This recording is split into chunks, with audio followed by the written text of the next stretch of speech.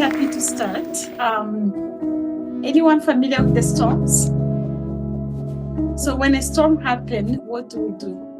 If somebody maybe tell you outside there's a storm, maybe a fire is outside, what would you do?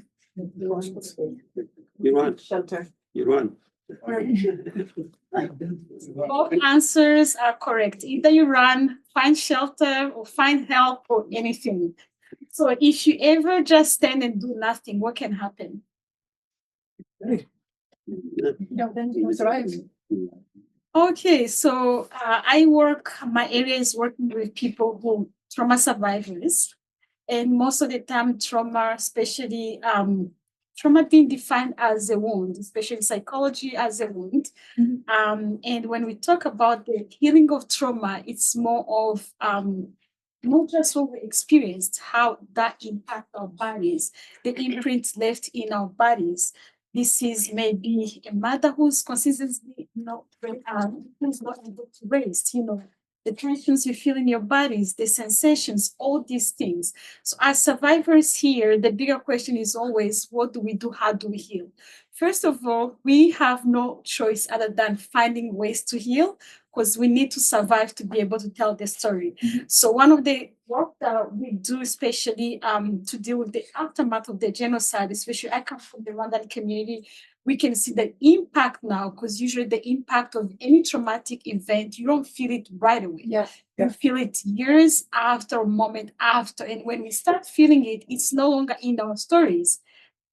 It's in how our body is going to interpret what we experienced. For some people, it will be through anxiety or depression. For some people, maybe can't focus in school. For other people, will be, I don't even want to do anything, especially in our community, for the random community. We see among males where they don't want to work. They just maybe drink.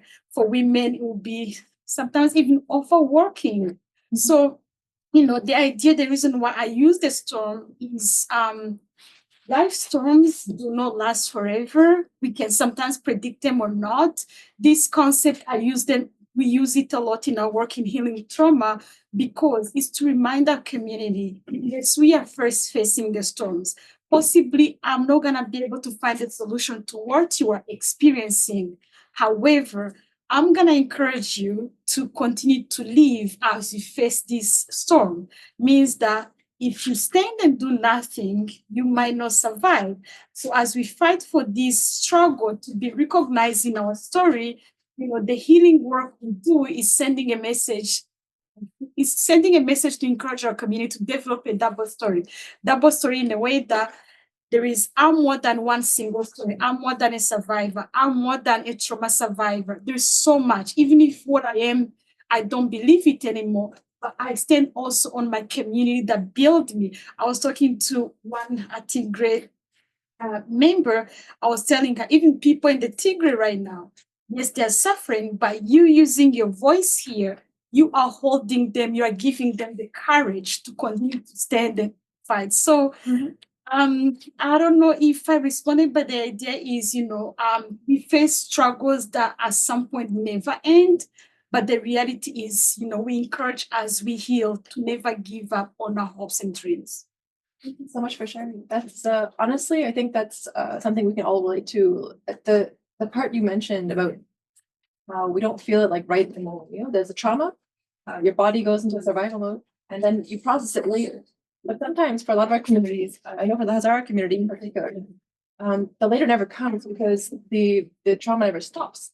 So I know in Afghanistan, for example, the 40 years of nonstop war, multiple genocidal, massacres, and just nonstop, threat after threat after threat, from ISIS to Taliban to state threats. It feels like there's never a moment where the threat stops. And so the question for our community, I guess, has been, how can you heal when you're no longer, you really need a safe spot to start healing, to start processing the past. If that spot never comes, how do we heal while we're still in the fire? Still, obviously those in the diaspora have more security than those back home. But this is something I've noticed a lot of communities who have faced genocide, is that there's never been a chance to really heal as a community.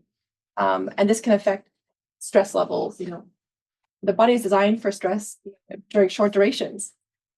If you're constantly in a stress mode, your body's producing more cortisol. Your the adrenal glands, like the health plummets. The mental health outcomes start to plummet. Addictions, like there's a lot of I guess lingering effects of trauma and lingering effects of genocide that our communities have. How do your communities deal with this? How do your communities, I guess, navigate this feeling and I guess processing of trauma? I probably can echo what Lydia was also saying. The trauma for one and community. I'm just going to give you a quick testimony of my cousin who lives in Britain. She survived by herself. So the whole her siblings and the dad and mom, they were killed in genocide. She's there by herself. And then a nice thing, and she get busy raising the kids. And she never really have any issues. She was working at the mortuary and really looking like someone who would enjoy life. Then my two boys went to university. And then was the last day, she was no longer busy. So her memory took her back. Genocide. When it got calm. Yeah. So everything is calm. When everything went calm, she started, was not able to sleep. And then she was like, oh, she started drinking the one, she was able to sleep. That one glass became 2 glasses of wine. And she became unfit because she couldn't sleep, because her memory kept bringing back what happened probably more than 20, 30 years ago. So that's what she was saying, that you may not experience that way when you're in survival mode or your brain is busy. That's why I think you may not experience it right now, but if you can try to get some treatment, you can to probably avoid that occurring one day, because you want to or not, one day it will catch you up. So this trauma is a really big issue. So many people, even the second generation, like in the last 3 years, in the Rwandan community and worldwide, it was probably 3 or 4 young boys who committed suicide, and they didn't live in the genocide. They are just kids of the survivors. That trauma may continue even on the second generation. So that the people who the genocide, they really never got justice. Political justice, it kept coming to your face, and you never have a court, because they even in it, but they're not ashamed to say whatever they want on the internet, because they know Canada will never do anything against them. Thank you for sharing that. Yeah, I think honestly, the thoughts of this is why a lot of our community members don't stop. They know that their body isn't in a place where they can process all this stuff, so they keep going. They become workaholics, or they become like there's a lot of ways that the body can process the trauma, and sometimes it's to avoid it for survival. And I think we need to ask ourselves, what is justice if we don't have that freedom to just pause in our lives? And if we can't have a mental peace, like what is the meaning of freedom and justice in our society? What's the point of being resettled as a refugee all the way to Canada if you're tormented by your protection anxiety? Like, how free are we? How do we, I guess, elevate our extension or definition of freedom for our communities if not enough to just get them here? We're physically safe, we're alive, we're with depression, anxiety, all these byproducts of unprocessed trauma. Question I think we're starting to have now, generations, is like, how do we truly be free? Partially because, like you mentioned, the diaspora, my parents, like you have different life. So I grew up here. Scientific research points that like the DNA of the parents, their experiences shape. Actually, intergenerational trauma can be passed on through genetics. because, our parents, if they had to survive a certain condition of life, their body remembers that and passes it on that their offspring can then survive in those same conditions, right? This is like proven in many scientific journals. The problem is that, when you're born, and your body is like facing, thinking the world is a threat, and you're set up for a different condition of life than the one that you're in now, it can set you up for problems in other ways. And so, wondering, what about some other communities? Do you think? Yeah, so thank you for that. The Tibet community is a little bit different, I would say, because I what we have from my last statement, right? So unfortunately, we don't get that opportunity. We don't have that luxury in Tigray because the genocide is still continuing. It is still continuing in two ways. The first is that, as I mentioned in my previous statement, more than 40% of Tigrayan territory is still under tension, right? So there's an Eritrean government is instructing that military forces from neighboring country, from the neighboring region, that they are occupying part of Tigray. And all the Tigrayans who are living on those areas, they're still being abducted and chased out and dehumanized from their and so forth. So that's the first thing. And still the government is out of list.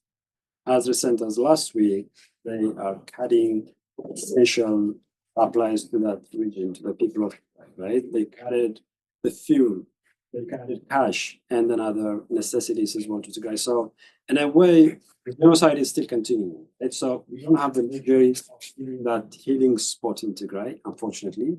But I was fortunate enough to visit I would say my people, my families after the agreement of the cessation of hostilities. And, there's a mixed feeling. I'm sorry. And the feeling is that on the one hand, there's a survival mode from the people because they just want to go forward, regardless of what has happened. You can find 5, 6 family members perished from a single family, but still the remaining are strong enough and they're endured to continue forward because they know that that's how they can continue their livelihood, they continue their identity and so on and so forth. So that's the first thing. But essentially, I observed that the Tigrayans, they're feeling left alone. For the past 2 years, especially from 2020, 2022, when we were demonstrating, we're writing letters, meeting with people, officials, and so on and so forth, we were hoping that the world is listening to us and then that the world, the officials, are going to do something. But at the end of the day, even if they have every evidence on hand, they do nothing. So we do feel as Tigrayans as being left alone. We are in this world, we're contributing our best share to the betterment of the world, but no one is caring about us. So that's the feeling that you can see. That's the feeling of the aftermath of genocide in Tigray. And unfortunately, you can see youngsters this time around evading Tigray because they know that coming months, coming year, the genocide will come, and then they will kill them again. So they are just fleeing the Tigray. So that's the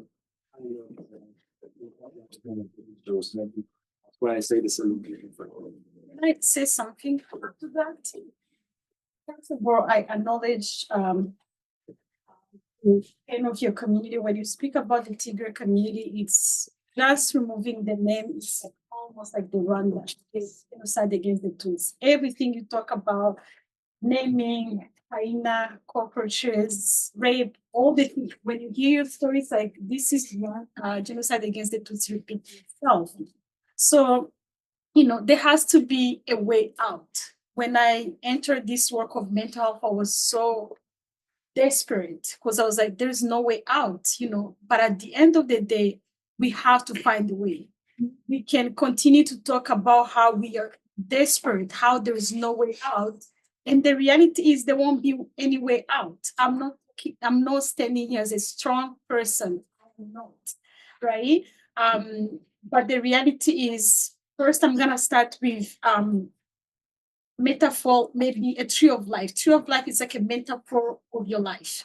A tree have like 5 parts: trunk, roots, leaves, branches, all of that. Each part of the tree represents something. For example, the ground represents my community, where I come from, my background, my ancestors, everything that made me, that I'm proud, that make me who I am. In your reality, that could be being from the Tigray community, the food, my community, everything that represents who I am. So then we go to the roots. Roots is about where you live now. For some, we are lucky to be in Canada, but for some other people are still there, facing the genocide or afraid that it can happen again. Then we have the trunk. This is our gift, our skills. Then we have the leaves. These are the people who have impacted us, who have made an impact for us. For example, when I think about all my leaves, there are many of my teachers, there are less of my family members, because many of them were killed during the genocide against the Tutsi. There are maybe my siblings. And then we have the branches. These are your gifts passed down to you. So when you look at the whole tree, technically, a part that you actually have for yourself is like one part. The rest is like other people impacting who you are. So when we talk about healing, especially for community like us, you're right. The luxury, even when you say that there's no healing, I would tell that for the genocide survivors against the Tutsi, I don't see any healing. If somebody call me, I need help to find healing, I just start thinking, what do I do for you? You know, myself, I remember years ago being in therapy for almost 2 years. I had that luxury from school, free therapy. I was like, I'm going to take it as long as I'm in this school, because I know it's going to be expensive. So when we talk about, yes, we are left in our story, but then you said it, we do not have the luxury to stay here, because somehow we're going to live to survive.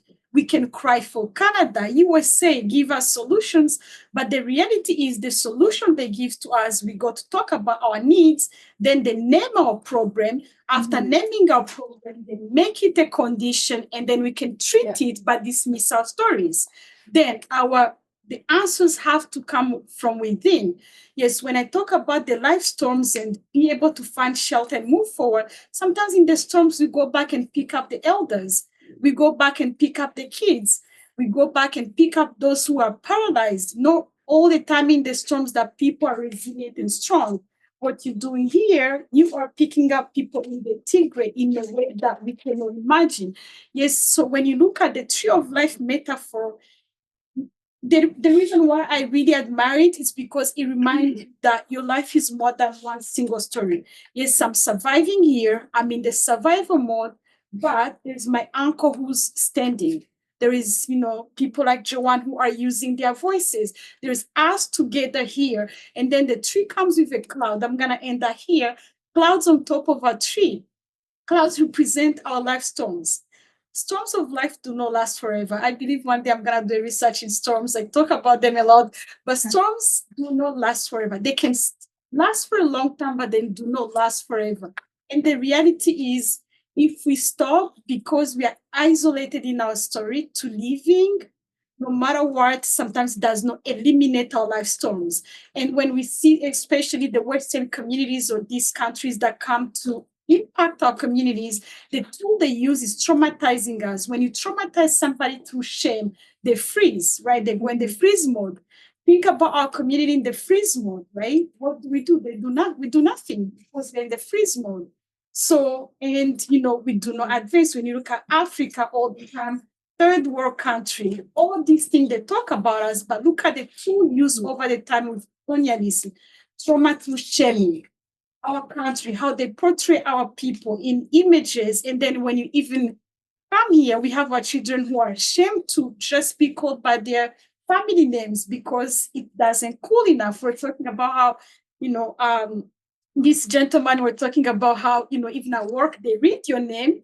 Already they don't call you for the interview, just reading your name. That's shame. Then you're not proud of who you are.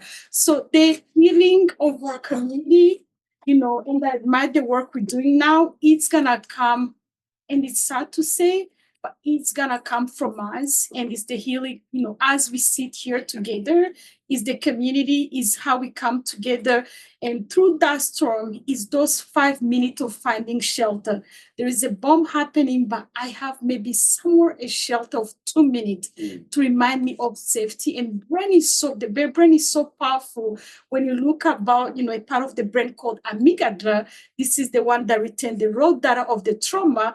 It's like to heal it, it's like soothing it in a way that even those 2 minutes of breath work, I know our community, those 2 minutes of singing, those 2 minutes of maybe laughing together as a community, it's like that part of the brain and reminding ourselves to bring calm in our body, even if it's 2 minutes per day, even if it's 1 minute, it can do wonders to our healing.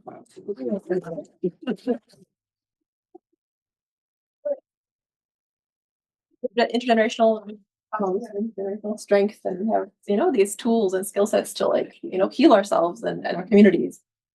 Once we have the mindset that we are in abundance. I'm wondering, how about Sharap and Roy? Yeah. What about your community? Thank you again. The thing is, first of all, we all humans. We die, but trauma doesn't die.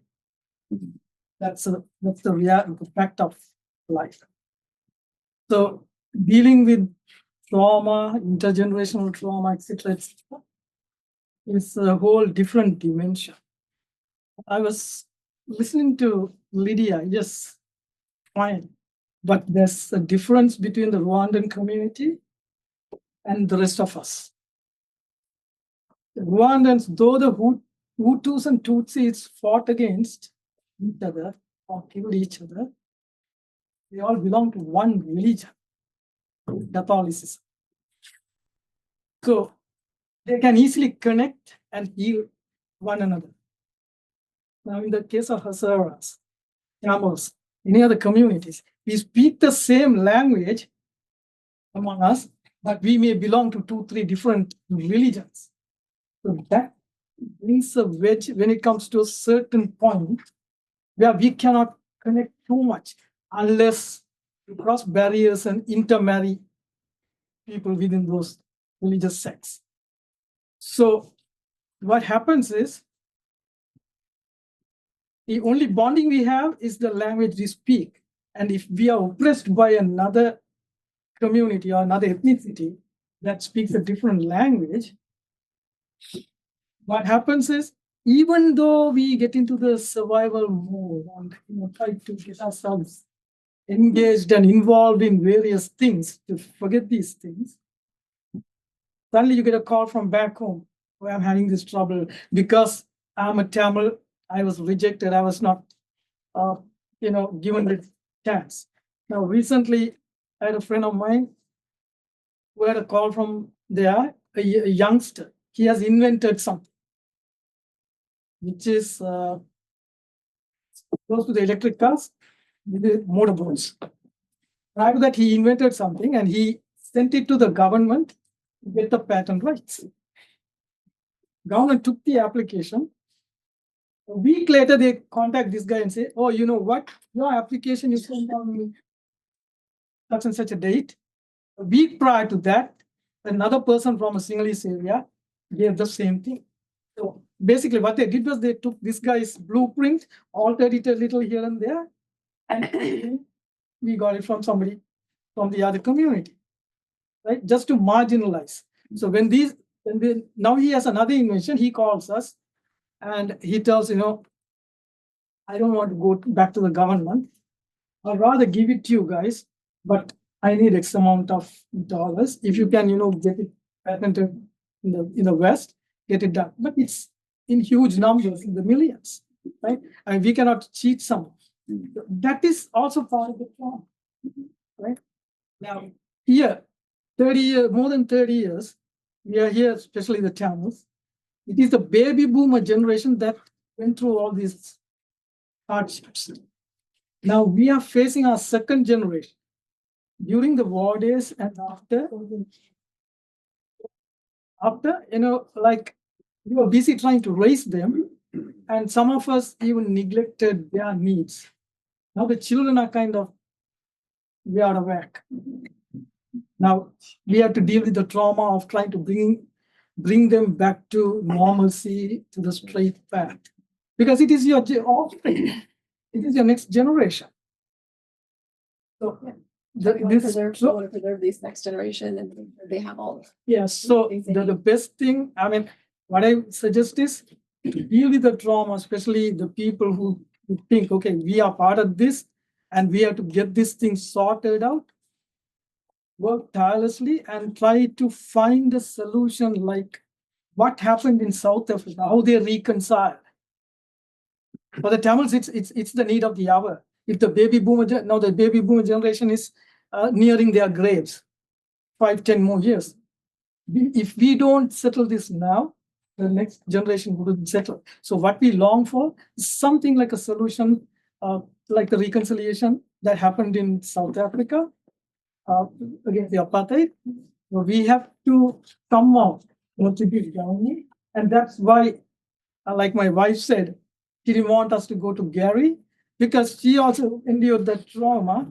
He was an activist. Every time you go to Gary, I mean, he's a Tamil MP or a minister. He just cannot go to the House of Commons and speak about the Tamils. He has to speak for everyone. Yeah. So he will just to satisfy her or the group, he will just say something and he cannot do anything. So that is why I found this different path of telling Joanne, come bring 10 different communities. Then when I go with all of you, it's not just Roy going to Gary. 10 different communities. Now Gary is part of. Yeah. Yes, do something. Of this, I think the coalition itself is like a healing. Yes, that was my personal healing. It's personal healing, and I think we can build on this. I know we have to wrap up, but I wanted to give Shrap just a moment to just Sure. offer some close. I think Tibetans' kind of coping mechanism with trauma is different for Tibetans inside Tibet and different for Tibetans outside of Tibet. Those with the freedom, those in exile, those without the freedom inside Tibet. But I think the thing that's binding both Tibetan inside and outside is the movement that is based on what we call middle way approach. And it's fundamentally based on Buddhist principle. A general autonomy within the framework of the constitution. And that, I think, has given kind of a hope to Tibetans in both inside and outside. It has become also kind of I think, coping mechanisms that has made Tibetans very positive and very optimistic about the freedom struggle. It's very practical. As China could always accuse us of, seeking independence, but the majority of Tibetans, including exile and led by Tibetan spiritual leader Dalai Lama, has sought a genuine autonomy for the protection of Tibetan language, culture, and religion. And that has kept, I think, many Tibetans very practical in terms of what they can achieve, what not, and help to also cope with this, challenge of dealing with very powerful forces like his peers.